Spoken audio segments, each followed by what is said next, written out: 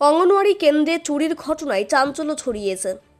অঙ্গনওয়াড়ি কেন্দ্রের দিদিমণির অভিযোগ, প্রতিদিনের মতো সোমবারও অঙ্গনওয়াড়ি কেন্দ্র চালিয়ে তালা দিয়ে বাড়ি ফিরেছিলেন।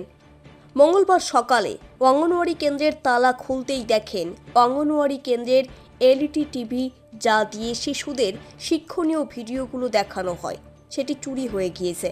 পাশাপাশি বেশ কিছু আরও সামগ্রী চুরি হয়ে গিয়েছে বলে অভিযোগ, যার পরেই অঙ্গনওয়াড়ি কেন্দ্রের দিদিমণি হরিরামপুর থানায় খবর দিলে পুলিশ এসে ঘটনার তদন্ত শুরু করেছে। এদিকে এমন ঘটনা এলাকাবাসীদের কানে যেতেই শোরগোল পড়ে গিয়েছে পুরো গ্রাম জুড়ে। এ বিষয়ে অঙ্গনওয়াড়ি সেন্টারের দিদিমণি সুচিত্রা নুনিয়া জানিয়েছেন, প্রতিদিনের মতোই অঙ্গনওয়াড়ি কেন্দ্রে শিশুদের পড়াশোনা ও মিড ডে মিলের খাবার দিয়ে বন্ধ করে চলে গিয়েছিলাম।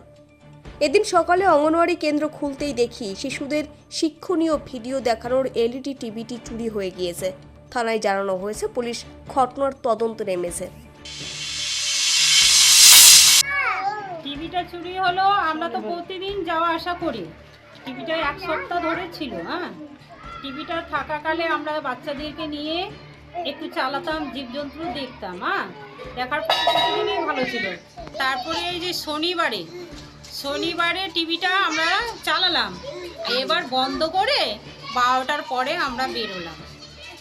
12টার পরে বের হওয়ার পরে তালা দিয়ে চলে গেলাম। সোমবারে আমরা যখন সেন্টারে আসি দেখি দুটোই তালা ভেঙে টিভি নিয়ে চলে গেছে। এখন তো বলতে পারছি না কারা নিয়ে গেছে। টিভিটা আমরা যাতে চাই, বাচ্চাদের জিনিসটা আছে যাতে উদ্ধার হোক, আমরা যাতে পেয়ে নিতে পারি, এটুকুই আমি বলছি। এ বিষয়ে হরিরামপুর ব্লকের সিডিপিও ওয়াহিদ আলী জানিয়েছেন,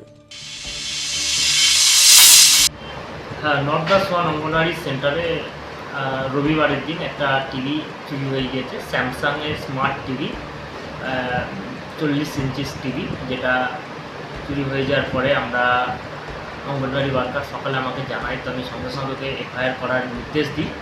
তো এফআইআর একটা ফাইল করা হয়।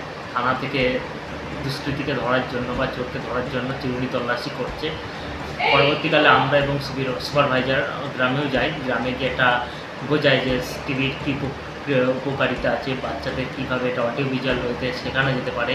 তো তারা গ্রামবাসীদের যদি কোনো লোকালি কেউ যদি চুরি করে থাকে বা এলাকার, তো এটা যাতে সে রিটার্ন করে দেয়, তাহলে সেই ব্যবস্থা আমরা করার একটা ব্যবস্থা করেছি গ্রামে গিয়ে। এবং এমনকি এটা সভাপতি সাহেব বা প্রধানকেও বলেছি যে যদি টিভিটা খুব শীঘ্রই ফেরত দিয়ে দেয়, তাহলে সেটা বাচ্চাদের জন্য গ্রামের পক্ষে খুবই ভালো হয়।